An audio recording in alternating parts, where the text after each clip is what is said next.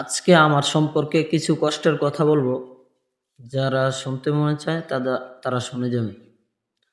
আমাকে নিয়ে অনেকে কথা বলে আমি নাকি মাদ্রাসায় না পড়ার জন্য অসুস্থতার ছুতা দিয়ে বাড়িতে আছি। অনেকে আমাকেও বলে, কিন্তু তখন আমার অনেক কষ্ট লাগে। কারণ এতদিন ধরে ১টা বছর ধরে আমি অসুস্থ, ডাক্তার দেখাচ্ছি, কোনো ব্যথা কমে না, এ কারণে মাদ্রাসায় যেতে পারছি না। আর ওনারা বলে কি আমি নাকি অসুস্থতার ছুতা দিয়ে বাড়িতে আছি মাদ্রাসায় না পড়ার জন্য। তাদেরকে বলি আল্লাহ তাআলা এত কিছু সৃষ্টি করে রাখছেন, আমরা যা দেখি তা বিশ্বাস করি, যা দেখা যায় না তা বিশ্বাস করি না।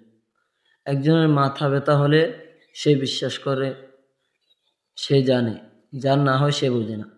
আমার সাথে একটা ঘটনা ঘটেছিল আমাদের দিগিরপাড় মাদ্রাসায়।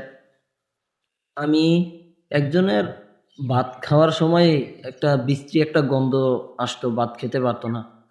তখন আমার মনে হলো মাদ্রাসায় না পড়ার জন্য এগুলো কয়। তখন আমি হুজুরকে গিয়ে বললাম যে ওই মনে হয় মিথ্যা কথা বলে। তখন হুজুরও আমার সাথে বলল হতে পারে। তখন আমি যার যা যে অসুস্থ তাকে গিয়ে বললাম, আরে কোনো সমস্যা নেই, তুই ভাত খাওয়ার সময় বিসমিল্লাহ বলে আল্লাহর নাম নিয়ে খায়া লাবি, কোনো সমস্যা নেই। ওই বলতো ভাই আমি খাইতে পারি না। তখন আমি কি করব, ওকে বারবার এগুলো বলার সময় আল্লাহ তাআলা একদিন আমাকে এই রোগটা দিয়ে দিল। তখন আমিও ভাত খাওয়ার সময় কোনো কোনো কিছু খাওয়ার সময় একটা বিশ্রী একটা গন্ধ আসতো, খেতে পারতাম না। তখন মাদ্রাসা বন্ধ হয়ে গেছিল। তার বাড়িতে আইসা ডাক্তার দেখাইলাম, কবিরাজ দেখাইলাম। এগুলো দেখানোর পরে আল্লাহর রহমতে আমার ওই রোগটা ভালো হয়ে গেছে। এই কারণে বলি ভাই, কারো কিছু না জেনে আপনাদের সন্দেহ এগুলা মানুষকে বলা ঠিক না।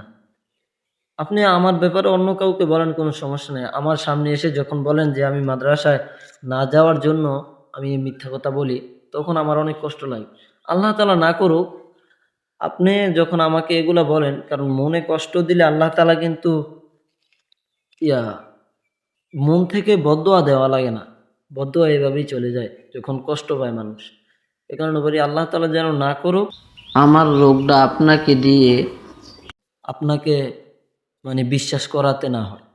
কারণে বলি বিশ্বাস না করলেও আমাকে বা যার এরকম রোগ হয়েছে যে দেখা যায় না, কিন্তু আপনি বিশ্বাস করেন না, বিশ্বাস না করেন কোনো সমস্যা নাই, কিন্তু তাকে গিয়ে আবার এই কথাটা বলা উচিত না।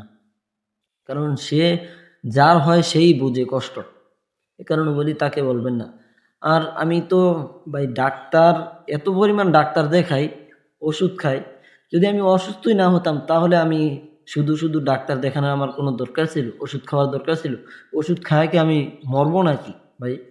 যদি অসুস্থ না হয় মানুষ তো ওষুধ খেতে ভয় পাবে। আমি ডাক্তার দেখাই। ওদিনকাই ২ দিন আগে নারায়ণগঞ্জ গেলাম ডাক্তার দেখাইতে, পপুলার। তারপরে মুন্সিগঞ্জ দেখাইলাম কতদিন। পপুলারেই ২ দিন গেছি। তো আবার যেতে বলছে, এখন চিন্তা করলাম ফুল বডি ডাক্তার বলছে পরীক্ষা করতে, তো সেটা করব এখন। কারণ আর আমি এই যে খেলাধুলা করি, অনেকেই কথাটা বলে যে খেলাধুলা করে সারাদিন দুষ্টামি করে, ও আবার কিরকম অসুস্থ। ভাই আপনাদেরকে বলি, আমি এক জায়গায় কতক্ষণ দাঁড়ায়া থাকতে পারি না, আমার শরীর ব্যথা করে। আবার নিচে ফ্লোরের ভিতরে বসে থাকতে পারি না, আমার শরীর অনেক ব্যথা করে। এই কারণে মানে মাদ্রাসায় তো সারাদিন বসে থাকতে হয়। আর আমি যেই মাদ্রাসায় পড়ি ওটা হচ্ছে মাদানী নেসাব, তো বুঝেন অনেক চাপ।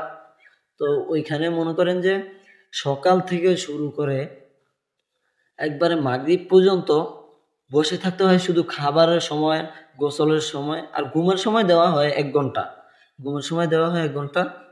গোসলের সময়, খাওয়ার সময় এগুলা দেওয়া হয়। কোনো যে আসরের পরে একটু ঘোরাঘুরি করবেন, আমাদের ওই সময়টা নাই। বুঝছেন ভাই? আমাদের মাদ্রাসার হচ্ছে এত চাপ।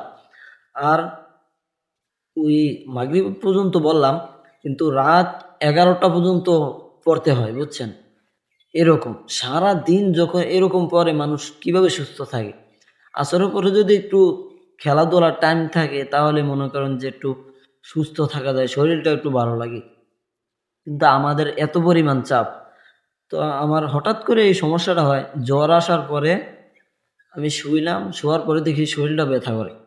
তারপরে আস্তে, আস্তে দেখি যে এরকম একটা সমস্যা। মানে বসে থাকতে পারি না, ব্যথা করে। তার একটু ঘোরাঘুরি করার পরে দেখি আর সহ্য করে থাকতে পারি না। তারপরে বাড়িতে চলে আসলাম। ১ টা বছর ধরে মানে বাড়িতে আছি। তো এই যে আমি খেলাধুলা করি এটা কিন্তু অনেকে বলে, কিন্তু খেলাধুলা করলে তো আর বসে থাকাও হয় না, দাঁড়ায় থাকাও হয় না। একটু দৌড়াদৌড়ি করা হয়, হাঁটাহাঁটি করা হয়। এই কারণে মানে সমস্যাটা হয় না। মানুষ বলে কি আমি নাকি দুষ্টামি ফাজলামি করি, এটা আবার কেমন সমস্যা? আর যখন শুয়ে থাকি, শুয়ে থাকলে তো ব্যথা করে না।